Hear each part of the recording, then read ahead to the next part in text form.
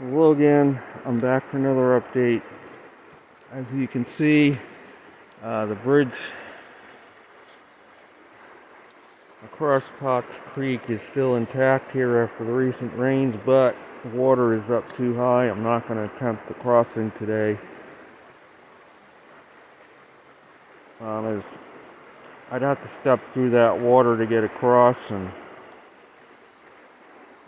as you can see, this creek, the current is fast, the water is really rushing. I don't know how slippery that log is.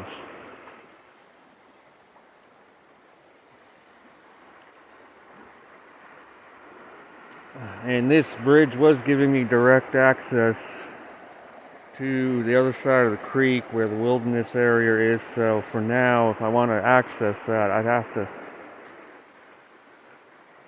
either walk all the way down 2.5 miles past Steelbridge Campground, or I'd have to walk to Paint Bank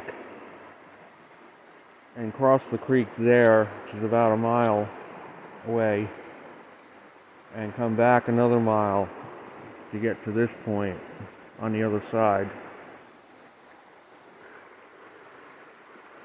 At the moment,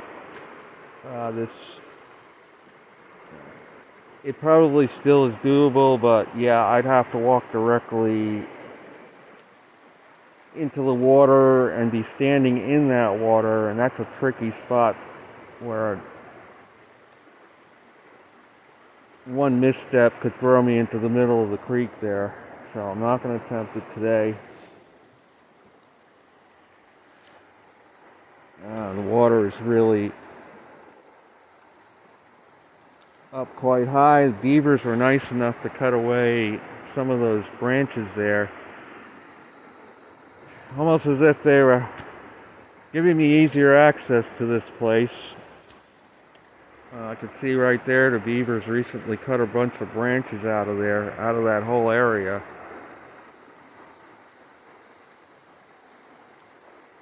Making it easier for me to access this spot. Before I was coming in from that way, but as you could see, it's now blocked because the creek has come up. Before, that was mostly bare ground, not under the water. And the water extends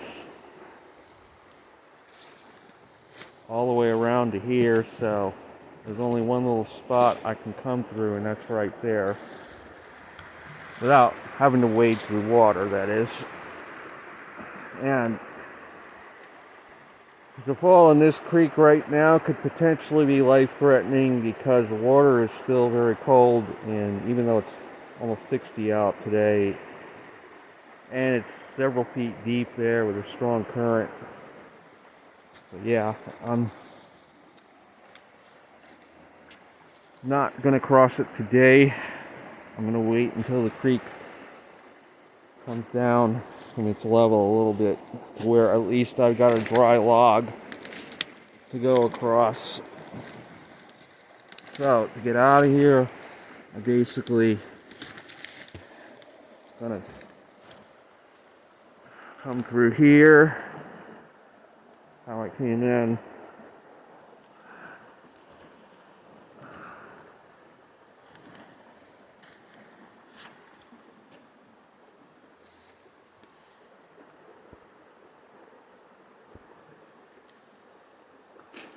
And with the water being higher,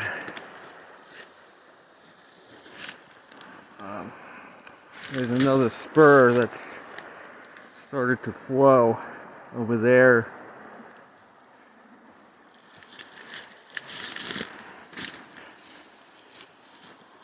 So it's difficult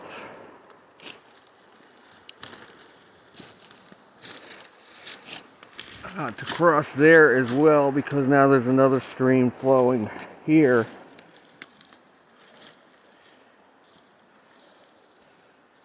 So I came across this dam, which was created last year by the floods, by the way. This wasn't here last year, this whole big dam.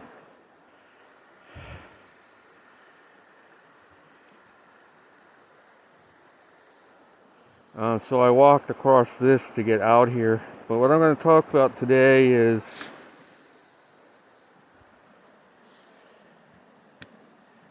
a lot of talk about cold weather coming around Christmas, but now the 6 to 10 day outlook has changed. It's showing a torch for most of the U.S. Do I agree with that? I don't agree. At this point, at least, I do not feel it's going to be as warm of a pattern after this next weekend as they're saying it's going to be. Because the MJO is still... They are definitely trying to do MJO manipulation here, and the pattern that I saw suggests that they're hoping it goes into phase 5 exclusively by then, which is warm for most of the U.S. And it's because of MJO manipulation. That's where these forecasts are coming from. However, there is a lot of convection in phase 7 and 8 zones still persisting. It may turn out that the warmth may not be to the extent they're saying it's going to be at this point. Of course, it remains to be seen if the MJO is going to hold on to phase 7 and 8 influence. Because there's definitely a lot of convection as well in the phase 4, 5, and 6, which are warm for the U.S. Any one of those three phases, or all three together especially, at once, create warmth for the U.S. And this ties into a deeper discussion here about man-made global warming, about the claims that the last few years have been record warm globally, and I've been asking, is it really true? Has it been, or are we being lied to? I feel that in 2007 was a pivotal year. That year, global temperatures fell below normal for the first time in quite some time, because the sun began to simmer down in its activity, meaning cooler times for the planet, because it is the sun that drives the climate. In 2007, global temperatures fell below normal for several months in response. But since then, according to the chart, it's gone back above normal and stayed above normal. Is that really true? Are global temperatures easy to keep track of? They claim they use satellite data. You think about all the weather stations on the Earth and how many of them are concentrated in the U.S., which is a very small section of the globe, and in Western Europe. You look at other places, and there's hardly any weather stations in comparison, like Russia, Mongolia. So this ties in with MJO manipulation. Because if most of the weather stations are concentrated in certain geographical areas, if they can manipulate the jet stream to take a position where it's going to bring warmth to these areas, most of the winter especially, people are going to believe that man-made global warming is really happening, because it's going to make it look like winter is no longer the case. We're not going to get snow anymore. It's going to make it look like nobody's getting snow anymore. Winter is extinct. and make it appear that way to most of the people, because most of the people live in a very small area of the earth. I mean, I think about the U.S. and how populated of a place, especially eastern U.S., compared to other parts of the world. Other concentrations of population, places like India, China, and they don't really care about these places. They care about the U.S. and Western Europe the most. So what does MJO manipulation entail?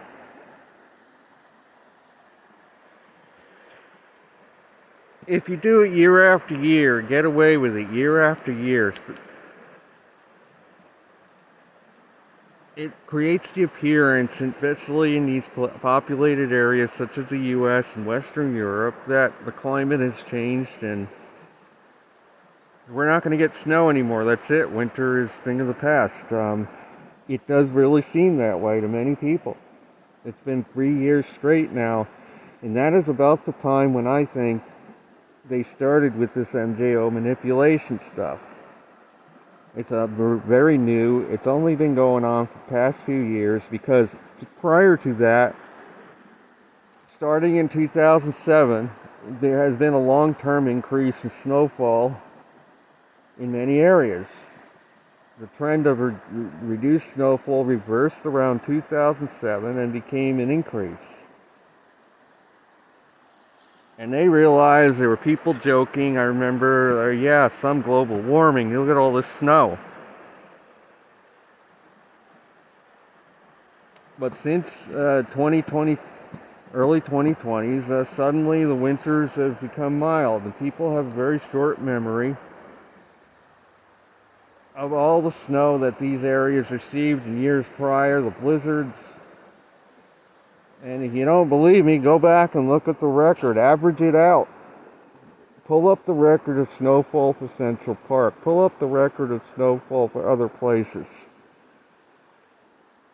And you will see that, for example, the decade of the 2010s was one of the snowiest decades on record for Central Park. There's a reason they're doing this MJO manipulation, because people were starting to say it's BS, looking out their window, seeing all the snow, cold weather. So what does that entail for the future? There may be a period of time. It's hard to say how long they're going to be able to continue with this MJO manipulation, but if they can keep the MJO simultaneously in phase 4, 5, and 6, meaning that's where all or most of the convection is, they can create a false warming scenario where every winter is snowless for the East. All the Siberian and Arctic air gets dumped out over the North Pacific, and by the time it reaches the West Coast, it's not even an Arctic air mass anymore. It's modified considerably. And then that flows across the U.S., goes over the mountains, and of course, when the North Pacific gets cooled from Arctic outbreak after Arctic outbreak, it perpetuates the pattern, because cold water creates a trough of low pressure. The jet stream will dive south over that area in successive years.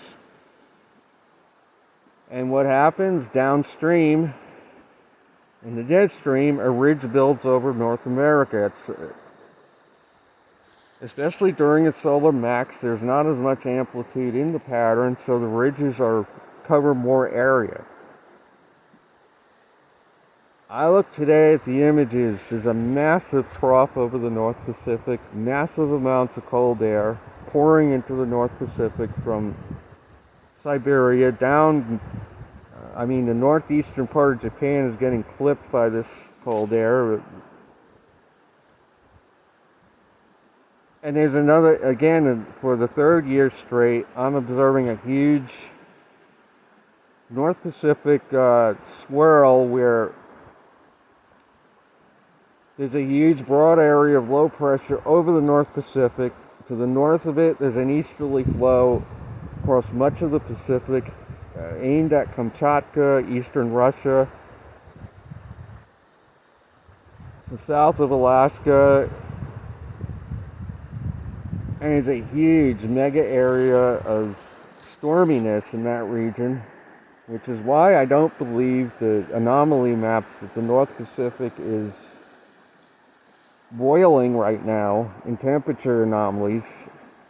I don't believe it. I can't see how that could be possible with the weather patterns I've seen for the last 3 winters of frigid Arctic air pouring over the North Pacific almost the whole winter. I cannot see how water temperatures in that region could be above average right now. I cannot see how that's possible.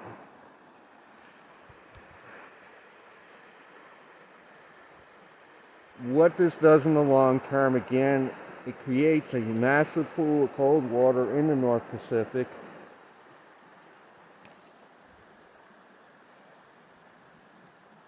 That perpetuates the trough year after year to form there in the jet stream. And that perpetuates a ridge over North America to the east of there. Same story with the North Atlantic. Right now, there is a massive shot of cold air. If you look at the satellite images, you can see a cold front reaching all the way down below the latitude of Florida, but it's out in the central North Atlantic. So nobody's going to record temperatures. Most likely it includes record low temperatures for these areas, but none of it gets recorded. The North Atlantic has no weather stations, nor does the North Pacific have any long-term weather stations. That's why I don't believe any of these anomaly maps. What do they base these anomalies on? How do they know what the normal temperatures really are for these areas, or how much of a departure from normal there is?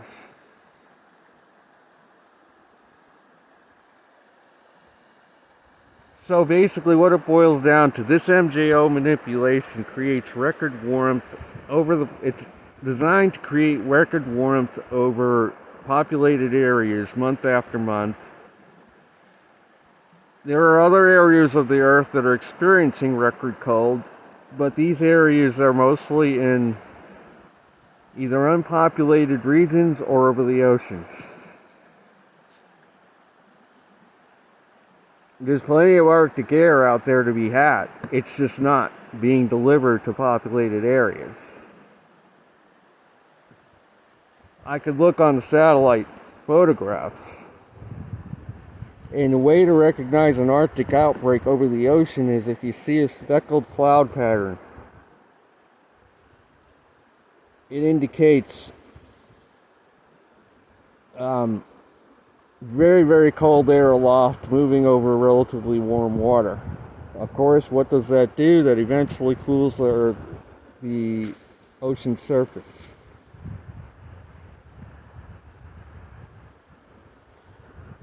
So, I hate to say I stick a fork in this winter already, and it hasn't even started yet. It depends on how successful they are manipulating the MJO. If they keep the MJO in phase 4, 5, and 6 all winter,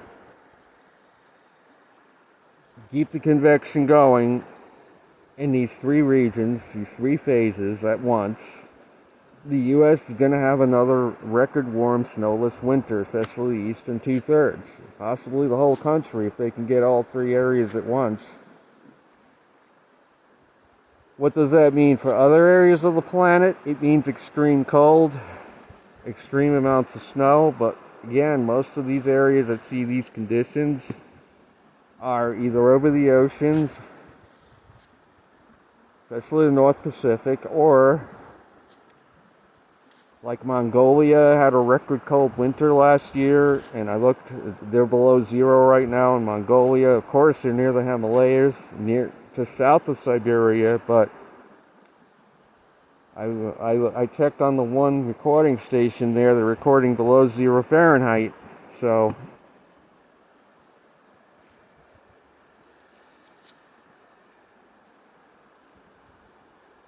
Ultimately, in the long term, it's going to upset the balance of climate. And when we hit a certain point, a certain threshold, it's going to be like an airplane stalling. Suddenly, the temperatures are going to go into a tailspin that will not be able to be corrected. Only way that will be corrected is if the sun suddenly gets more active and reverses that situation. But right now we're going into a long-term solar minimum. The sunspot count has been below 100 for several weeks now, or at least a week or two. And the northern hemisphere continues it relatively inactive. And my prediction a couple months ago was, I'd say within 6 months, the sun was going to start really quieting down as a whole. But if they continue to manipulate this MJO, and again, how do they do it? They do it by enhancing convection, because that's what the MJO is based on, areas of convection. If all the convection on the globe happens in phase 4, 5, and 6 simultaneously, it means record warm temperatures for the U.S., a huge ridge, even during the winter. It means a flow from the tropics all winter long, invading the U.S. and southern Canada as well. And it means the northern Pacific gets a flow of air from Siberia all winter long. By the time it gets to the west coast, it's significantly modified, and then that airflow flows into the ridge, flows over the Rockies, dries out, it gets warmer and drier over the rest of the U.S. in this pattern. And this is a phase, not just an individual phase, this is phase 4, 5, and 6 at once, like a triple amplification of what just a phase 4, 5, or 6 alone would do. You got all three going at once. It's like a triple amplification of the warm pattern. What's mitigating it right now, again, as I said in the beginning, is we got phase 7 and 8 convection going on, and that is creating a seesaw effect where it may go, because they oppose each other, we may get a few days of colder weather, then a few days of really warm weather. If those phase 7 and 8 areas fade out, we are not going to have cold weather coming in January. And that's based on the assumption that the MJO is going to go into phase 8 in January. There's no guarantee that's actually going to happen. If they keep manipulating the MJO, it will stay in phase 4, 5, and 6, or all three throughout the winter. It's not going to change. Meaning another record warm winter for the U.S. Maybe not as record warm because, again, the Tonga eruption effects are fading. I think that contributed at least somewhat to the warmth we've had.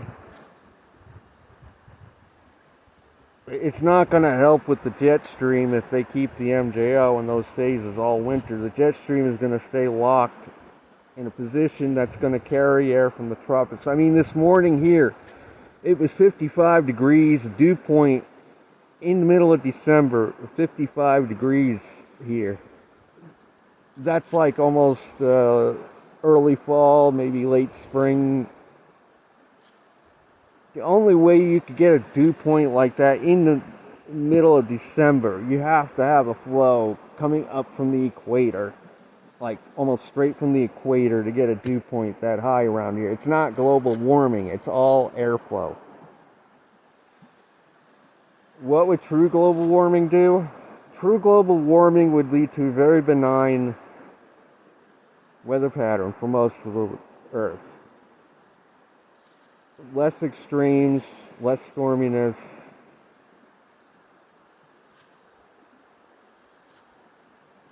I'm talking globally, I'm not just talking certain areas. It would lead to a weather pattern we saw back in the 30s when the summers were extremely hot over the plains, and we have not seen that at all lately.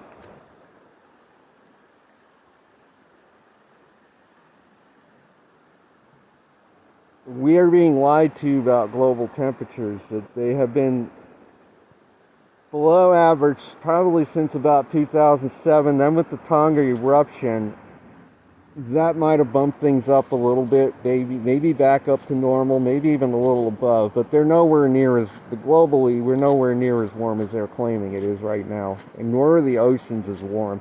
The oceans peaked out in 2005 when we had all those hurricanes naturally that formed that year, and then the hurricanes quieted down for over a decade after that. Globally, we're still below average on hurricanes. So what is that going to lead to?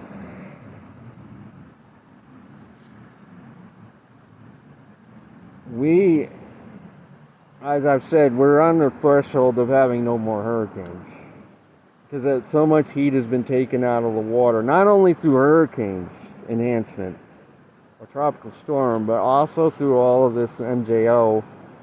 Ultimately, manipulation, ultimately it's taking